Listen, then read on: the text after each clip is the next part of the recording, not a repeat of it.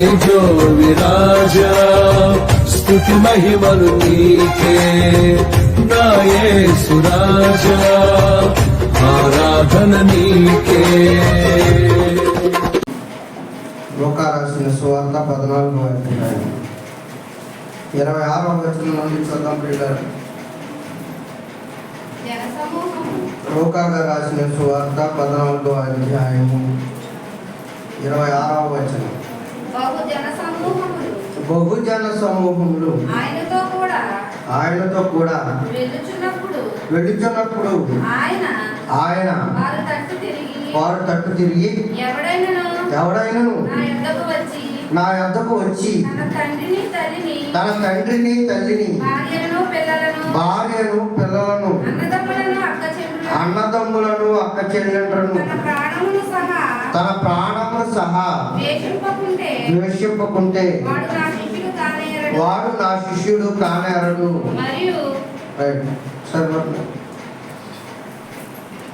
లూకా రాసిన ఈ సువార్త 14వ అధ్యాయం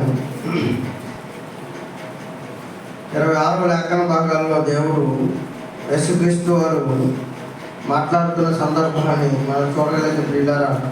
బహుజన సమూహములు ఆయనతో కూడా వెళ్ళించున్నప్పుడు ఆయన వారి తట్టు తిరిగి ఎవడైనా నా యొద్దకు వచ్చి తన తండ్రిని తల్లిని భార్యను పిల్లలను అన్నదమ్ములను అక్క చెల్లెండ్రను తన ప్రాణమును సహా ద్వేషింపుకుంటే ఏమంట నాకు పాత్రుడు కాడు, అంతేకాదు వాడు నా శిష్యుడు కానేరడు అన్నాడు.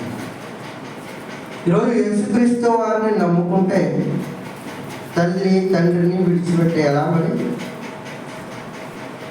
అండి? యేసుక్రీస్తు వారిని నమ్ముకుంటే ఇదిగో తల్లిదండ్రులను విడిచిపెట్టేయమంటున్నాడు. తల్లిదండ్రులు మాత్రమే కాదు, రక్త సంబంధికులు కూడా ఏం చేయమంటున్నాడు? అన్నదమ్ములను అక్క చెల్లెండ్రను ఇంకా పిల్లలను భార్యను మరి అందరినీ ఏం చేయమంటున్నాడు? విడిచిపెట్టి నన్ను వెంబడించాలి అన్నట్టు. ఏం చేయాలంట? విడిచిపెట్టి ఆయనను వెంబడించాలి అంటే యేసుక్రీస్తు వారిని నమ్ముకున్న ప్రతి ఒక్కరు కూడా ఇగో లేఖన భాగంలో రాయబడినట్టుగా యేసుక్రీస్తు వారిని విశ్వసిస్తే, యేసుక్రీస్తు వారిని నమ్ముకుంటే ఒకటి ఏం చేయాలట? తండ్రిని తల్లిని భార్యను అన్నదమ్ములను పిల్లలను అక్క చెల్లెండ్రను ఏం చేయాలట? విడిచిపెట్టేయాలి. మరి మనం విడిచిపెట్టేసామా? మరి ఆయన వెంబడిస్తున్నాం కదా, మరి ఏం చేయాలి? ఈ లేఖనం ప్రకారం ఏం చేయాలి? విడిచిపెట్టేసి ఆయన ఏం చేయాలట? వెంబడించాలి. ఇక బైబిల్లోనే విడిచిపెట్టేమని ఉంది, మరి మీరు ఎందుకు విడిచిపెట్టలేదు అని ఎవరైనా అడిగితే కానీ మీరు ఇచ్చే సమాధానం ఏంటో వినాలనుకుంటున్నాను. అమ్మా, బైబిల్లోని ఎవడైనాను నన్ను వెంబడింప కోరిన ఎడలా అండ్ ఎవడైనాను నన్ను వెంబడింప కోరిన ఎడలా వాడు ఏం చేయాలట? వాళ్ళ తల్లిదండ్రులను పిల్లలను భార్యను అన్నదమ్ములను అక్క చెల్లెండ్రను తన ప్రాణమును సహితం ఏం చేయాలట? ద్వేషించాలి, విడిచిపెట్టాలి. ఇదే మాట మత్తయి సువార్త 10వ అధ్యాయం 37వ వచనంలో కూడా ఉంటుంది. ఒకసారి చూద్దామండి దాన్ని కూడా పరిశీలంగా. మత్తయి గారు రాసిన సువార్త 10వ అధ్యాయం 37వ వచనం. తండ్రినైనను తల్లినైనను నాకంటే ఎక్కువగా ప్రేమించిన వాడు నాకు పాత్రుడు కాడు. కుమారుని అయినను కుమార్తెనైనను నాకంటే ఎక్కువగా ప్రేమించేవాడు నాకు పాత్రుడు కాడు. తన సిలువను ఎత్తుకొని నన్ను వెంబడింపుని వాడు నాకు పాత్రుడు కాడు. మనం ఆయన పాత్రులుగా ఉండాలంటే ఏం చేయాలంట? 37 తండ్రినైనను తల్లినైనను నాకంటే ఎక్కువగా ప్రేమించకూడదు. నెంబర్ 1.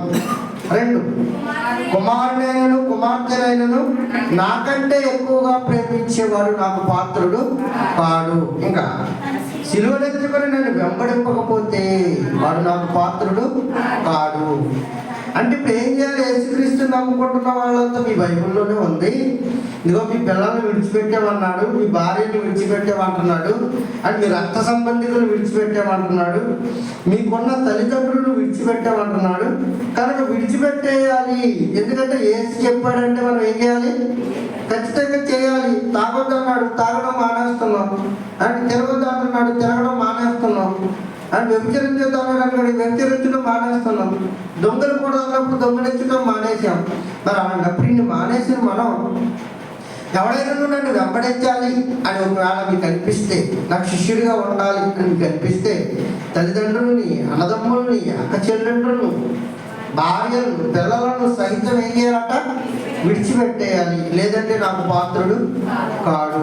మరి ఏం చేయాలి ఇప్పుడు మనం? ఇన్ని విడిచిపెట్టేసిన మనం ఆయన ఖచ్చితంగా తల్లిదండ్రులను కూడా విడిచిపెట్టేయాలి. ఎందుకంటే యేసు చెప్పాడంటే తిరుగు ఉండదు కదా, వదిలేదు అక్కర్లేదా, అంతేనా అని వక్రీకరించి తల్లిదండ్రులను విడిచిపెట్టేవని యేసే అంటున్నాడు. అలాంటి దేవుడిని మీరు ఎలా నమ్ముకుంటారని క్రీస్తు మీద ఈరోజు బురద జల్లటానికి ఇలా దేవుడు ఉద్దేశం ఏ ఉద్దేశంతో చెప్పాడో ఆ ఉద్దేశాన్ని కాస్త పక్కన పెట్టి అని ఏ సందర్భంలో అది మాట్లాడుతున్నాడో, ఎప్పుడెప్పుడు విడిచిపెట్టాలో, ఎలా విడిచిపెట్టాలో, ఏ రకంగా తల్లిదండ్రులను, పిల్లలను, అన్నదమ్ములను మనం విడిచిపెట్టాలో కానీ ఇవేమి పట్టించుకోక అక్షరార్థంగా వెళ్ళిపోతున్న నేటి సమాజానికి ఆత్మీయ జ్ఞానం ఎప్పటికీ అర్థం కాదు. పైకి అక్షరము ఏం చేస్తుంది అన్నాడు కొత్త నిబంధనలో, చంపుతుంది, ఆత్మయే జీవింపజేస్తుంది. అక్షరం ఏం చేస్తుందట? చంపుతుందట. ఆత్మ ఏం చేస్తుందట? జీవింపజేస్తుందట. ఈరోజు అక్షరాలు కావాలి చాలా మందికి. బైబిల్ ఎలా ఉందా? అయితే అక్కడ కూడా అలా ఉండాలి, మాకు అక్షరమే కావాలి. ఆత్మీయ అర్థం చదువు మేము నమ్మం. కనుక అక్షరం ఏం చేస్తుందని బైబిల్ చెబుతుందంటే చంపుతుంది అని చెప్పినప్పుడు చస్తాను అని నువ్వు ఒకవేళ అనుకుంటే, నీకు అక్షరమే కావాలని అనుకుంటే, ఆ అక్షరం కొరకు నువ్వు చావుకైనా ఎదురెళ్తాను అని అనుకుంటే, అక్షరాన్ని పట్టుకుని నీవు చస్తావని బైబిల్ చెప్పినప్పుడు ఇంక చావుకు ఇదైపోయిన నీకు ఇంకా ఆత్మీయ జ్ఞానం ఏం బాధపడుతుంది? బాధపడదు. అక్షరాలే కావాలి వాళ్ళకి. అందుకే నన్ను వెంబడించే, నాకు పాత్రుడు కావాలంటే, నేను నిన్ను స్వీకరించాలంటే, నేను నిన్ను శిష్యుడిగా అంగీకరించాలంటే, తల్లిదండ్రులను, అన్నదమ్ములను, అక్క చెల్లెండ్రులను అందరిని ఏం చేయాలి? విడిచిపెట్టాలి. బైబిల్లో యేసే విడిచిపెట్టేమన్నాడు కనుక ఇదిగో మీ రక్త సంబంధికులందరినీ విడిచిపెట్టేయండి. విడిచిపెట్టకపోతే మనం ఆయనకు పాత్రలము కాదు కనుక మీరు విడిచిపెట్టేయండి. అలా విడిచిపెట్టలేకపోతే ఆ దేవుని వదిలేసి మీరు మళ్ళా తిరిగి మన మార్గంలోనికి వచ్చేయండి. అక్కడ అన్నీ ఇలాగే ఉంటాయని అంటే అరకొర జ్ఞానం కలిగిన అరమేతలు మాట్లాడుతున్నారు ఈరోజు బైబిల్ గురించి. పరిపూర్ణమైన అవగాహన ఉన్న, వాస్తవాన్ని చెప్పాలని వారికి తెలిసిన, వాస్తవాన్ని ఎవరిని కప్పిపెట్టి అబద్ధాన్ని ఈరోజు సమాజం పట్ల ఆ సమాజానికి వదిలేసినప్పుడు మనం నిజాన్ని తెలుసుకోవడానికి కాస్త శ్రమ పడాల్సిందే. ఎందుకంటే అంటే నిజం అంటే అందరికీ తెలిసేలోగా అబద్ధం ఏం చేస్తుందంట? ఊరిని చుట్టే వచ్చేస్తుందంట. నిజం చెప్పులేసుకునేలాగా అబద్ధం ఊరిని చుట్టూ వస్తుందంట. కనుక కానీ సత్యం ఎప్పటికైనా సత్యమే, అబద్ధం ఎప్పటికైనా అబద్ధమే. ఊరంతా తిరిగేసిన అండ్ నిజ నిర్ధారణకు వచ్చేసరికి దాని దగ్గర సత్తువ ఉండదు. కనుక బైబిల్లో మనం ఆలోచిస్తున్నప్పుడు అక్షరార్థంగా దాన్ని ఆలోచించకండి. వాక్య భావం ఏంటో మీరు తెలుసుకునేటంటే శిష్యులకు చెప్పిన వాక్యంలో ఉన్న సారాంశం ఏంటో మీరు ఎరగాలని అండి ఆనాడు శిష్యులకు ఆయన బోధిస్తున్న సందర్భాన్ని మనం ఆలోచిస్తున్నప్పుడు మనం చూడాల్సింది వాక్యం కాదు, ఆ వాక్యము వెనక ఉన్న ఉద్దేశం ఏంటో చూడాలి. అసలు దేవుడు ఏం ఆలోచిస్తున్నాడు, ఎందుకు ఈ మాటను చెబుతున్నాడు, ఎందుకు ఈ మాట ప్రస్తావించాడు అని అసలు ఆయన ఆలోచన ఏంటో వినాలి. ఆయన ఆలోచన ఏంటో వినాలి. అలా ఆయన ఆలోచన వినుకోకుండా ఆయన మధ్యలో కొంతమంది పూర్తిగా సమాచారాన్ని వినుకోకుండా మధ్యలోనే దాన్ని తిరగేస్తూ ఉంటాం. పూర్తిగా వినకోకుండానే మనం కన్క్లూజన్కి వచ్చేసి అని దాన్ని తిరగేయటం వల్ల మనకి పరిపూర్ణమైన సమాచారం ఆ వ్యక్తి దగ్గర నుంచి రాదు. కనుక నేను ఆత్మ చెప్తున్న మాటలు చెప్పుకున్నవాడు ఏం చేయాలి? వినాలి. వినటం ఏం చేయాలి? వేగిరపడాలి. మాట్లాడటం ఏం చేయాలి? సంశయించాలి. తక్కువ మాట్లాడండి, ఎక్కువ వినండి అన్నాడు దేవుడు కూడా. కనుక వినేవారంగా ఉండాలి. కనుక మీరు ఏమి వినిచున్నారో కూడా దాన్ని ఏం చేయాలి? జాగ్రత్తగా చూసుకోవాలి. అయ్యగారు చెప్పాడు కదా అని అంటే గుడ్డెత్తి ఏదో పడ్డట్టు అయ్యగారే ఆత్మ, అయ్యగారే దేవుడు, అయ్యగారే గొప్ప, అయ్యగారు ఏం చెప్తే అదే రైట్ అనుకోకండి. బెరయా సంఘంలో ఉన్న స్త్రీలట పౌలు చెప్పిన సంగతి అలా ఉన్నవో లేవో అని అనుదినం ఏం చేసేవారట? పరిశీలించేవారట. అలా ఉండాలి మనం కూడా. ఇక్కడ ఇలా ఉన్నప్పుడు మీరు అలా ఎందుకు చెప్పారండి అని అడిగే స్థాయికి మనం రావాలి. అలా వస్తే బైబిల్ మనకు పరిపూర్ణంగా అర్థమవుతుంది, అర్థం చేయించగలం, అర్థం చేసుకుని అనేకులకు దాని యొక్క సారాంశాన్ని మనం చెప్పేవారుగా ఉంటాం. ఇక్కడ అక్షరార్థమైన భావాన్ని కాస్త పక్కన పెట్టి అని ఆత్మీయ జ్ఞానాన్నితో మనోనేత్రాలు వెలిగించుకుని మనం జాగ్రత్తగా ఆలోచించగలిగితే యేసు ఇక్కడ ద్వేషించమని చెప్పాడు, విడిచిపెట్టమని చెప్పాడు, అన్నదమ్ములను విడిచిపెట్టేమన్నాడు, రక్త సంబంధికులు విడిచిపెట్టేమన్నాడు, అంటే వాళ్ళకి సంబంధించిన బంధువులు విడిచిపెట్టేమన్నాడు కదా అని యేసు బోధనలో ఆ ఒకటే పట్టుకుని ఆడకూడదు. మిగిలిన బోధనలో కూడా ఆయన ఏం చెప్పాడు కాస్త పరిశీలిద్దాం. మార్కు సువార్త మిగిలిన బోధనలో కూడా యేసుక్రీస్తు వారు ఏం చెప్పాడు కాస్త పరిశీలిద్దాం. ప్రియులారా,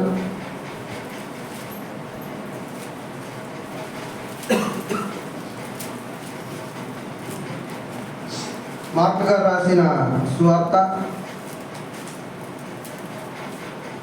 10వ అధ్యాయం. మార్కు గారు రాసిన సువార్త 10వ అధ్యాయం 19వ వచనాన్ని చూద్దాం. ప్రియులారా, నరహత్య చేయవద్దు, వ్యభిచరించవద్దు, దొంగిలింపవద్దు, అబద్ధ సాక్ష్యము పలుకవద్దు, మోసపుచ్చవద్దు, నీ తల్లిదండ్రులను సన్మానింపు అన్నాడా లేదా? ఏం చేయాలట? తల్లిదండ్రులు ఏం చేయాలట? సన్మానించాలి. ఎవరు చెప్తున్నమాట అది? అక్కడేమని చెప్పాడు? మరి నాకు ఎవడైనా పాత్రుడు కావాలి అని అంటే వాడు ఏం చేయాలి? తల్లినైనను, తండ్రినైనను, అన్నదమ్ములనైనను, భార్యని, బిడ్డల్ని, సమస్తాన్ని ఏం చేయాలన్నాడు? విడిచిపెట్టేసేవాడుగా ఉండాలని చెప్పిన ఆ యేసుక్రీస్తే అని మార్కు సువార్త 10వ అధ్యాయం 19వ వచనంలో అని ఏమని మాట్లాడుతున్నాడో చూడండి. ప్రియులారా, నరహత్య చేయవద్దు, వ్యభిచరించవద్దు, దొంగిలించవద్దు, అబద్ధ సాక్ష్యము పలకవద్దు, మోసపుచ్చవద్దు, నీ తల్లిదండ్రులను సన్మానింపు అని ఆజ్ఞలు నీకు తెలియను కదా అని అతనితో చెప్పాను. ఏమాజ్ఞలట? తల్లిదండ్రులు ఏం చేయాలన్నాడట? సన్మానించాలి అని చెప్పాడు. సన్మానించాలని చెప్పాడు. ఎక్కడ చెప్పాడు? ఆజ్ఞల్లో ఒక ఆజ్ఞ, నీ తల్లిదండ్రులు ఏం చేయాలి? సన్మానించాలి. తల్లిదండ్రులను సన్మానించాడు ఏమవుతాడట? దీర్ఘాయుష్మంతుడు అవుతాడు. దేవుడికి ఆయుష్కాలం అంతా వాడు బ్రతికి భూమి మీద పట్టకట్టగలుగుతాడు అని తండ్రి లేఖనాలలో పాత నిబంధన గ్రంథంలో ఈ తల్లిదండ్రులు ఏం చేయమన్నాడు? సన్మానించాలి అన్నాడు. గుడ్డివాడిని స్వస్థపరిచినప్పుడు కూడా యేసుక్రీస్తు వారు మొదటి వెళ్ళి యాజకుడికి కనపరుచుకో, ఆ తర్వాత వెళ్ళి నీ తల్లిదండ్రులకు నీవు కనబడు అన్నాడు. అండ్ ఇక యేసుక్రీస్తు వారి బోధన విధానాన్ని మనం ఆలోచిస్తున్నప్పుడు ఒక మత్తయిని నన్ను వెంబడించమని పిలిచినప్పుడు ఇదిగో వారు తమ వలలను విడిచిపెట్టి యేసు వెంబడి వెళ్ళినట్టుగా మనం చూస్తాం. ఇలా మనం మాట్లాడుకుంటూ పోతే యేసుక్రీస్తు వారిని వెంబడిస్తున్న వాళ్ళంతా కూడా తమ సమస్తాన్ని విడిచిపెట్టి వెళ్ళాలి, రక్త సంబంధికులను, అన్నదమ్ములను, అండి అక్కలను, కుమారులను, కుమార్తెలను, రక్త సంబంధికులు అందరినీ విడిచిపెట్టి వెళ్ళాలి అన్నట్టుగా మనకు కనబడుతుంది. అండి వాస్తవానికి నిన్ను వలె నీ పొరుగు వాడిని ఏం చేయమన్నాడు? ప్రేమించమన్నాడు. నీ కుడి చెంప మీద కొట్టువానికి నీ ఎడమ చెంప కూడా చెప్పమన్నాడు. తల్లిదండ్రులను సన్మానించాలి అని చెప్పాడు. అండ్ తల్లిదండ్రులకు విధేయత కలిగి ఉండాలి అని చెప్పడమే కాక అసలు తాను బ్రతుకు జీవిత కాలం అంత తండ్రికి విధేయుడై బ్రతికాడు. ఎవరు? యేసుక్రీస్తు. అని తాను పొందిన మహారోధన మహాశ్రమలు ఎబ్రీ పత్రిక 5:2 ఉంటుంది కదా. ఎబ్రీలు రాసిన పత్రిక 5వ అధ్యాయం అండి, 5వ అధ్యాయం 7వ వచనం. ఎబ్రీలకు రాసిన పత్రిక 5వ అధ్యాయం 7వ వచనం. యేసుక్రీస్తు వారు శరీరధారి అయి ఉన్న దినములలో మహారోధనముతో కన్నీళ్లతో తను మరణము నుండి రక్షింపగలవానికి ప్రార్థనలను యాచనలను సమర్పించి భయభక్తులు కలిగి ఉన్నందున ఆయన అంగీకరింపబడెను. ఆయన కుమారుడు తాను పొందిన శ్రమలను విధేయత నేర్చుకోలేను మరియు ఆయన సంపూర్ణ సిద్ధి పొందినవాడు. మెల్కీసెదెకు క్రమము చేత ప్రధాన యాజకుడిని దేవుని చేత పిలువబడి తనకు విధేయులైన వారందరికీ నిత్య రక్షణకు కారకుడై ఉన్నాడు. భయభక్తులు కలిగి ఉన్నందున ఆయన ఏం చేయబడ్డాడట? తండ్రి చేత అంగీకరించబడ్డాడు. తండ్రి చేత ఏం చేయబడ్డాడు? అంగీకరించబడ్డాడు. కనుక తల్లిదండ్రులను సన్మానించమని ఆయన బోధన విధానం. తన తల్లిని కూడా సిలువలో ఆయన అప్పగిస్తూ ఆయన ఏమన్నాడు? ఇదిగో నా తల్లి, ఈమె నువ్వేం చేయమన్నాడు? చేర్చుకో, నీ ఇంట చేర్చుకో అని చెప్పాడు. కనుక అప్పుడు ఆ క్షణంలో తల్లి పట్ల ఆయనకున్న విధేయత ఏంటో మనం గడిచిన వారం చూసాం. కనుక అంటే ఆయన తల్లిదండ్రులను సన్మానించండి అని చెప్పి, తల్లిదండ్రుల పట్ల విధేయత కలిగి ఉండని చెప్పి, తండ్రి మాటను అగర్దించకండి అని చెప్పి, తండ్రికి ఎలా విధేయత కలిగి ఉన్నాడో అని తన వేద గ్రంథంలో రాయించిన తరువాత మరి ఇక్కడ వచ్చేసరికి ఎందుకు ఆయన తల్లిని, తండ్రిని, అన్నదమ్ములను, అక్క చెల్లెలను విడిచిపెట్టేమని ఎందుకు చెప్తున్నాడు అని మనం ఆలోచించగలిగితే పిల్లరా, అంటే దేవుడు తన స్వార్థకు పిలుచుకున్న తరువాత ఆయన పుట్టిన 12వ ఏట తల్లిదండ్రులు ఇద్దరు యెరూషలేము దేవాలయానికి తీసుకువెళ్ళారు. ఎవరిని? యేసుక్రీస్తు వారు. ఎప్పుడైతే యెరూషలేము దేవాలయానికి ఆయన తీసుకువెళ్ళారో ఆయన శాస్త్రులతోనూ పరిచయులతోనూ దేవుడి గురించిన వాక్యం అక్కడ మాట్లాడుతూ అంటే అక్కడే ఉండిపోయాడు. ఆయన విడిచిపెట్టి మరియ యోసేపులు ఎదరికి కొనసాగిపోయారు. ఎన్ని రోజులంటే 3 దినముల ప్రయాణం అంతా దూరం. ఎప్పుడైతే వీళ్ళిద్దరూ ఎదరికి కొనసాగిపోయారో కొంత దూరం వెళ్ళిన తర్వాత వీళ్ళకి యేసుక్రీస్తుని వదిలేసేమని గుర్తొచ్చింది. మళ్ళా తిరిగి వచ్చి వాడు యేసుని చూసేసరికి యేసుక్రీస్తు వారు అప్పటికి ఏం చేస్తున్నాడు అంటే వారికి శాస్త్రులతో పరిచయాలతో ఆయన వాదోపవాదాలు జరుపుతున్నట్టుగా మనం అక్కడ చూస్తాం. అప్పుడు మీరు నన్ను ఎలా వెతుకుతున్నారు, అలా ఎక్కడికి వెళ్ళిపోయామని అడిగితే యేసుక్రీస్తు వారిని తల్లిదండ్రులు ఇద్దరు వచ్చి మరి యేసేపులు, మీరు నన్ను ఎలా వెతుకుచుంటుంది అమ్మ నాన్న మీరు నన్ను ఎలా వెతుకుచుంటుంది, నేను నా తండ్రి పనుల మీద ఉండాలని మీకు తెలియదా అన్నాడు. ఎవరి పనుల మీద అంట? నేను నా తండ్రి పనుల మీద ఉండాలని మీకు తెలీదా? అసలు నేను భూమి మీదకి వచ్చిందే తండ్రి పని చేయడానికి, తండ్రి పట్ల విధేయత. నేను భూమి మీదకి వచ్చిందే నా తండ్రిని భూమి మీద అనేకమైన జనాంగానికి కనపరచడానికి. నేను భూమి మీదకి వచ్చి నా తండ్రి మహిమను అనేకులకు తెలియపరచడానికి భూమి మీదకి వచ్చాను. నేను ఉండాల్సింది మీ చెంత కాదు, తండ్రి పనుల మీద నేను ఉండాలి అని ఆయన ఆ రోజు తల్లిదండ్రులకు చెప్పినప్పుడు ఆయన శిష్యులుగా ఏర్పరచుకుంటున్నప్పుడు వారిని కూడా పిలిచి, ఇదిగో మీరు నా వెంబడి ఎవడైనా నన్ను వెంబడింపకోరిన ఎడలా అని తనను తాను ఉపేక్షించుకొని తన సిలువను ఎత్తుకొని నన్ను వెంబడించాలి అన్నాడు. ఇక్కడ మీరు జాగ్రత్తగా ఆలోచించండి పిల్లలు. ఎవడైనా నన్ను వెంబడించాలి అంటే నేను ఎలా నా తల్లిదండ్రులను వదిలేసుకున్నాను, నేను ఎలా నా తల్లిదండ్రులను విడిచిపెట్టాను. పూర్తిగా వదిలేసాడా అమ్మ? పూర్తిగా వదిలేసాడా? అప్పుడప్పుడు ఇంటికి వచ్చి వెళుతున్నట్టుగా కూడా మనం లేఖన భాగంలో గత వారం చూసాం. ఆయన తనతో ఇంటికి వచ్చి వెళుతున్నట్టుగా చూసాం. తల్లి బాధ్యత చచ్చిపోతే తల్లి బాధ్యత ఒక శిష్యుడికి అప్పగించినట్టుగా చూసాం. అంటే తల్లిదండ్రులను పూర్తిగా విడిచిపెట్టేవని ఆ భావన కాదు అని మనకు అర్థమైపోతుంది.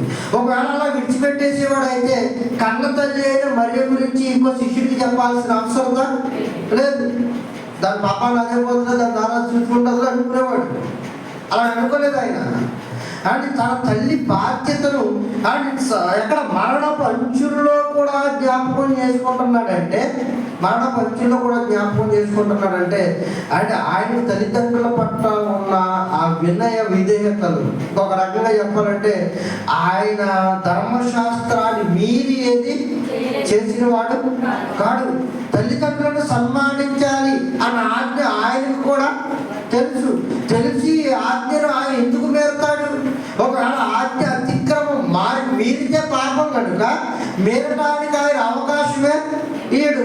ఆయన మేరనప్పుడు ఆయన వెంబడిస్తున్న వారు మేరాలని ఎందుకు అనుకుంటారు? మీరు ఆలోచించండి, ఇలా లోతుగా ఆలోచించండి.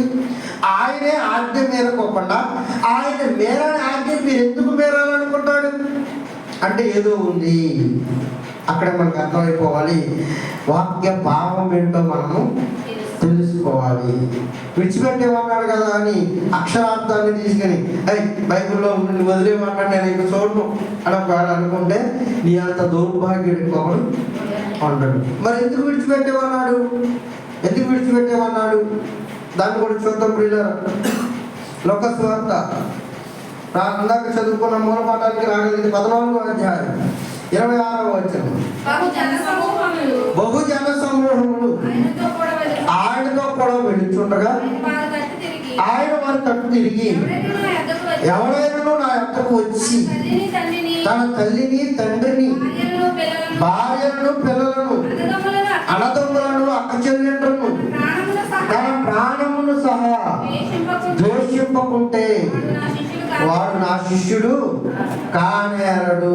ఇంకా కిందికి మరియు ఎవడైనను తన సిలువను మోసుకుని నన్ను వెంబడింపని ఎడల వాడు నాకు శిష్యుడు కానేరడు. ఈ మాటల్లోని ఆంతర్యం ఏంటి అని మనం ఆలోచిస్తే ప్రియులారా, మత్తయి సువార్త 10వ అధ్యాయము ఇదో విడిచిపెట్టేమన్న మాటల్లోని ఆంతర్యాన్ని మనం ఏంటో గ్రహించగలిగితే మత్తయి గారు రాసిన సువార్త 10వ అధ్యాయము 36 నుంచి 39 వచనాలు చూద్దాం ప్రియులారా. ఒక మనుష్యుని ఇంటి వారే అతనికి శత్రువులు కుదురు. ఒక మనుష్యుని ఇంటి వారే అతనికి ఏమైపోతారట? శత్రువులు అయిపోతారు. ఇంటి వారే అన్నప్పుడు అందులో ఎవరెవరు ఉంటారు? భార్య, పిల్లలు, తల్లిదండ్రులు, అన్నదమ్ములు, అక్క చెల్లెండ్రు, కోడళ్ళు, కూతుళ్ళు. ఒక్కని ఇంటి వారే నాకు శత్రువులు అయిపోతారు. తన ఇంటి వారు ఏమైపోతారట? అతనికి ఒక మనుష్యుని ఇంటి వారే అతనికి ఏమైపోతారట? శత్రువులు అయిపోతారు. ఎప్పుడు శత్రువులు అయిపోతారు? ఎప్పుడు శత్రువులు అయిపోతారు? మీరు వారి విధానాలను కాదని నన్ను ఎప్పుడైతే వెంబడిస్తారో అని వారు చేస్తున్న కార్యక్రమాలను కాదని నన్ను పరిపూర్ణంగా తెలుసుకుని ఎప్పుడైతే వెంబడిస్తారో అప్పుడు నీ ఇంటి వారు నీకు ఏమైపోతారు? శత్రువులు అయిపోతారు. అందుకే ఈ ఒకే కుటుంబంలో ఉన్న నలుగురు వ్యక్తుల గురించి మీరు ఆలోచించండి.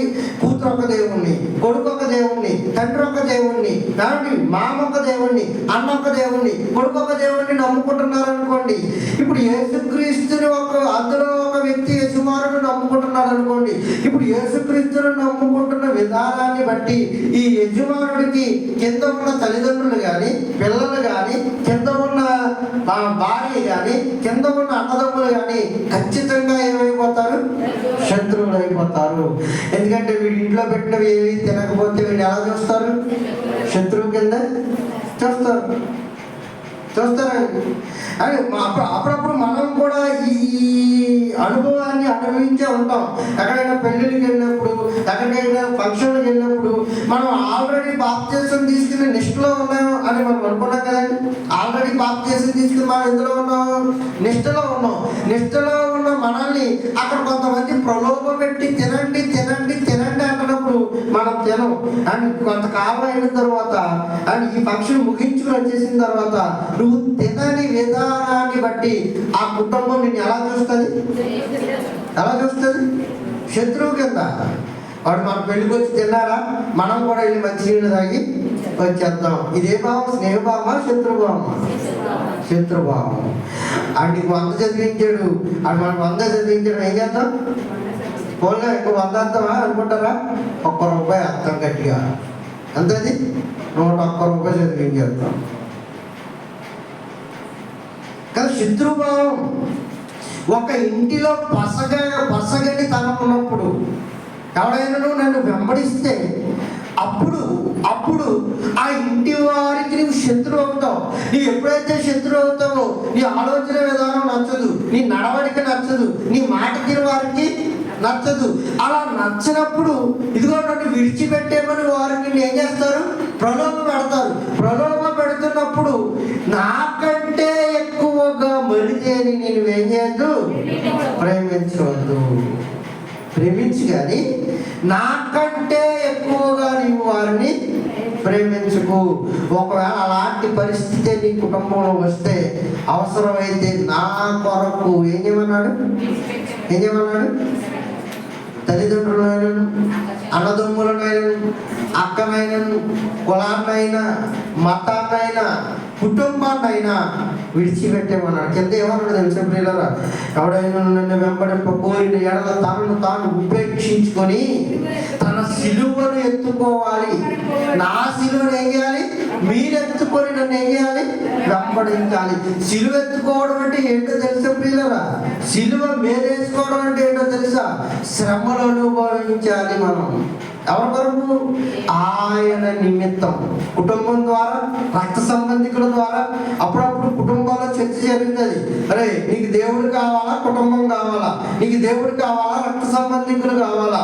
నీకు దేవుడు కావాలా, కులం కావాలా? నీకు దేవుడు కావాలా, గ్రామం కావాలని ఇలాంటి చర్చల మధ్య మనం దేని పక్కకు బేసైపోతున్నాం? ఈ శ్రమ ఇలా చర్చోపవాదాల మధ్య వచ్చి ఈ శ్రమ ఉందే, ఈ కష్టం ఉందే.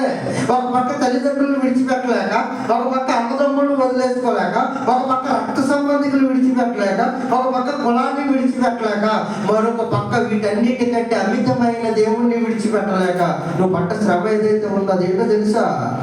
సిలువ శ్రమ. అందుకే ఎవడైనా నన్ను వెంబడిస్తే తనను తాను ఉపేక్షించుకొని నా సిలువను ఎత్తుకొని నన్ను వెంబడించాలి. అవసరమైతే వారిని కూడా విడిచిపెట్టే అన్నాడు. ఆ సందర్భంలో విడిచిపెట్టే. నన్ను సేవించడానికి నీకు అడ్డంకిగా ఉన్నా అని ఏ అడ్డుకోవడనైనా నువ్వేం చేయాలి? పడద్రోసి చేయాలి. ఎందుకంటే నీ ఆత్మ రక్షింపబడుతున్నప్పుడు నీ కుటుంబాన్ని అంతా రక్షించుకునే బాధ్యత నీ చేతిలో ఉంది కనుక. కానీ కులం రాకపోతే రానివ్వకపోనండి, మనం కప్పెట్టకపోతే మనం ఇక్కడ నుంచి వెళ్ళవా? మన జీవి వెళ్ళదా? అని ఎప్పటికైనా మృతతులమైపోయే ఈ శరీరం ఏదో ఒక రోజు మట్టిలో కలిసిపోద్ది. మరి ఎవడొకటి తీసుకుపోతాడు. ఇక్కడ ఏం ఉంచరు, శరీరం పంపుకొడుతుంది కనుక ఇక్కడ అప్పుడు ఉంచాడు.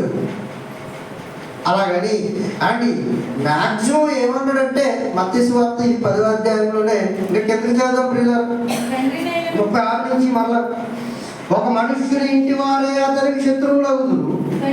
తండ్రినైనను తల్లినైనను నాకంటే ఎక్కువగా ప్రేమించేవాడు నాకు పాత్రుడు కాడు.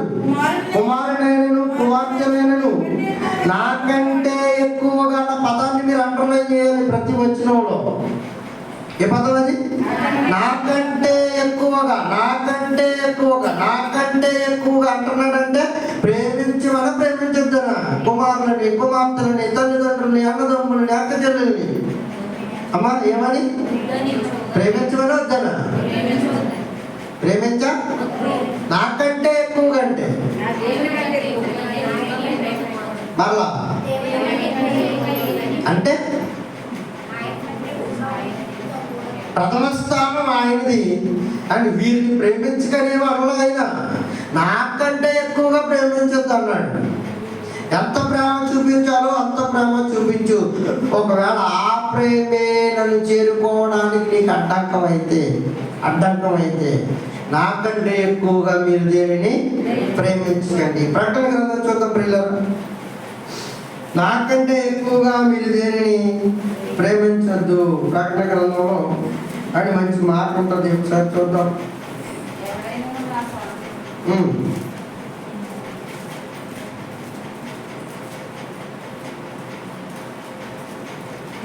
మూడవ అధ్యాయము 4వ వచనం. ప్రకటన గ్రంథము 3వ అధ్యాయము 4వ వచనం. అయితే తమ వస్త్రములను పవిత్రపరుచుకొని అపవిత్రపరుచుకొనని కొందరు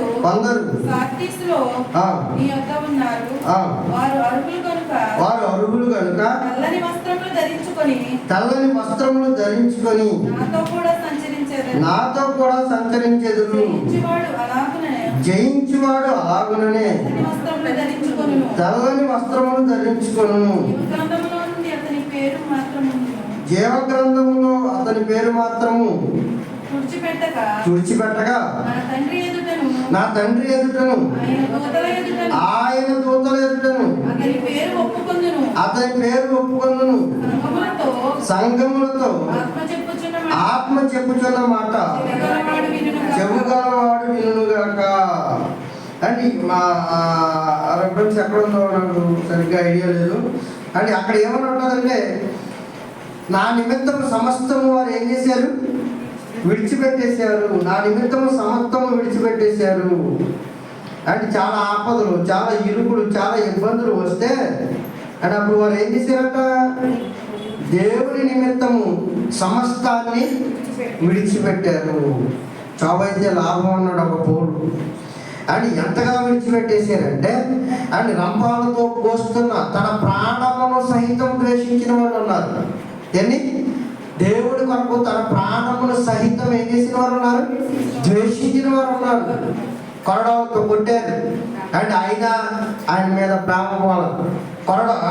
బళ్ళ పొట్టులు పొడిచారు, భయంకరమైన బుద్ధులు అండ్ భయంకరంగా రంపాలతో కోసారు, భయంకరంగా అండ్ రాళ్లతో మరణము వరకు హింసించి చంపేసిన దాఖలాలు బైబిల్ గ్రంథంలో ఉన్నాయి. తన ప్రాణము కంటే ఎక్కువగా వారు దేన్ని ఏం చేయలేదట? ప్రేమించలేదు. దేవుణ్ణి ప్రేమించారట. తమ ప్రాణముల సైతం తృణప్రాయంగా దేవుని కొరకు వదిలేసుకున్న వారి జాబితాలు మనం చూస్తున్నాం. అందుకే తల్లిదండ్రులను ప్రేమించు, వెరీ గుడ్. అన్నదమ్ములను ప్రేమించు, అలా అక్క చెల్లెలను ప్రేమించు. కానీ నాకంటే ఎక్కువగా మరి దేనిని నువ్వేం చేయొద్దు?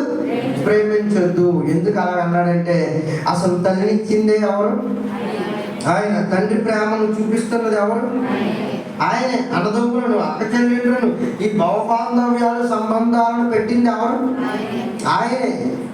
అందుకే ఇవి నా కొరకు మీరు వీటన్నిటిని విడిచిపెడితే పరలోక రాజ్యములో నూరంతలుగా ఇల్లు, నూరంతలుగా అన్నదమ్ములు, నూరంతలుగా అక్క చెల్లెళ్ళు, నూరంతలుగా తల్లిదండ్రులు. అండ్ ఒకరిద్దరితో సరిపెట్టేసుకుందామా?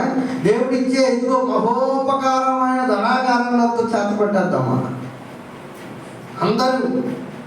అండ్ వాళ్ళలో ఒంటరి అయిపోతే వాడిని ఏం చేస్తా అన్నాడు? 10,000 మందిని చేస్తా, 10,000 మంది జనాంగాన్ని చేస్తానన్నాడు. ఒకవేళ పొలం విడిచిపెట్టేసింది, నువ్వు ఒంటరి అనుకుంటావేమో.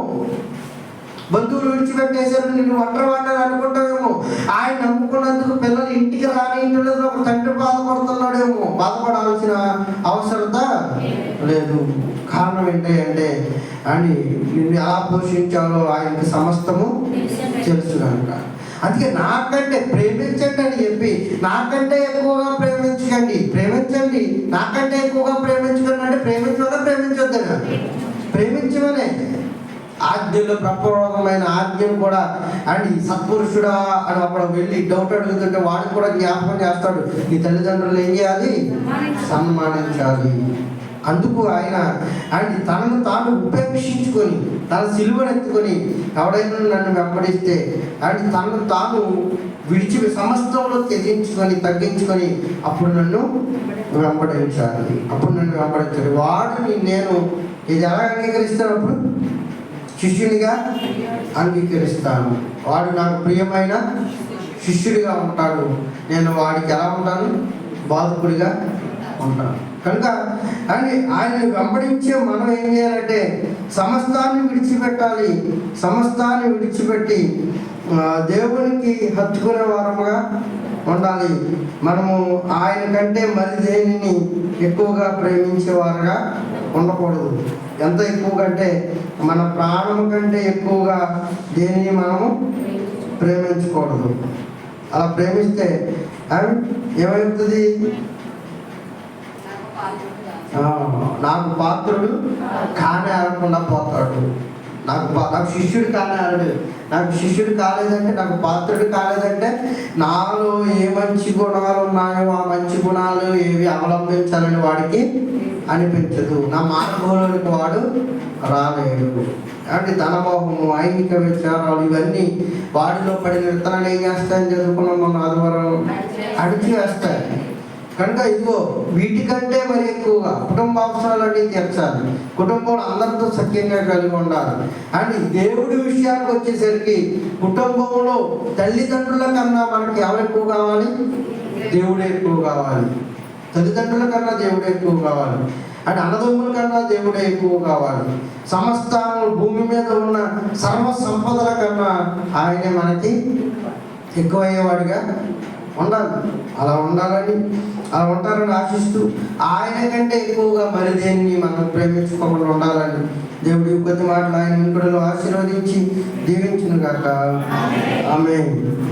మహోన్నతుడా, మహాగణుడా, సర్వ సృష్టికి ఆధారభూతుడు మా తండ్రి, ప్రభు నీ బిడ్డలు నీ మాటలు విన్నారు తండ్రి. విన్న ప్రతి బిడ్డను జ్ఞాపకం చేసుకోండి ప్రభు. ఒకవేళ మేము వేటి మీద అయినా ఆశ కలిగి వేటినైనా లోకాన్ని ప్రేమిస్తున్నామేమో, లోకం వెంబడి పరిగెడుతున్నామేమో మాకు తెలియదు. కానీ ఒకవేళ నీకంటే ఎక్కువగా మరి దేనిని ప్రేమించుకోకుండా నీ ఆజ్ఞలు, నీ కట్టడలు, నీ విధులు తండ్రి, నీ ఆలోచనానుసారమైన జీవితాన్ని మేము భూమి మీద మలుచుకొని బ్రతకటానికి చిత్తమైతే కుటుంబాలన్నీ కూడా నిన్ను తెలుసుకొని ప్రభువా ఇదిగోనైనా మా దేవుడు మాకు ఉన్నతమైన మేలు చేస్తాడని ఆయన నమ్ముకుంటే ఆయన సిగ్గుపరిచే దేవుడు కాదని సమస్త తల్లిదండ్రులు, బిడ్డలు, అన్నదమ్ములు, రక్త సంబంధికులందరూ ఎరిగి తండ్రి నీ దగ్గరకు వచ్చి నీ దగ్గర మోకాళ్ళు ప్రభువా మాకు ప్రతి అవసరత తీర్చమని నేను అడిగితే అవసరతలు అక్కడ తీర్చే దేవుడు.